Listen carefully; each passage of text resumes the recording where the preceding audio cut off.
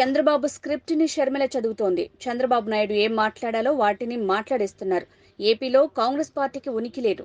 అద్దె మైకుల షర్మిల ఇక్కడ విమర్శలు చేస్తున్నారని సజ్జల రామకృష్ణారెడ్డి అన్నారు. అనేక వ్యాఖ్యలు చేశారు.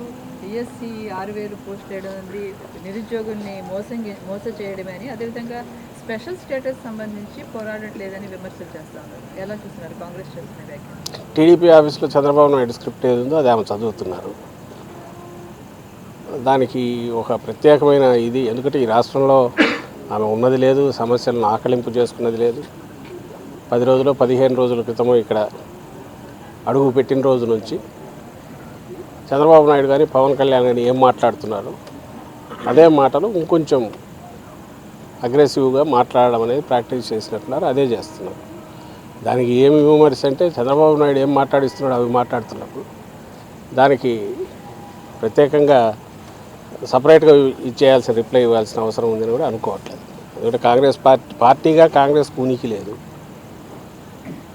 ఆమెకు సంబంధించినంత వరకు ఒక అద్దె మైక్ లాగా ఇక్కడ వచ్చి షర్మిలమ్మ గారు మాట్లాడుతున్నారు.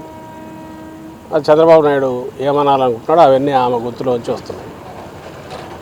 దానికి ఏదైనా ఇస్తే ఆయనకు రిప్లై ఇవ్వడం ఇస్తున్న దాంట్లోనే దీనికి సమాధానం ఉంటుంది చంద్రబాబు నాయుడు ఇస్తున్నారు.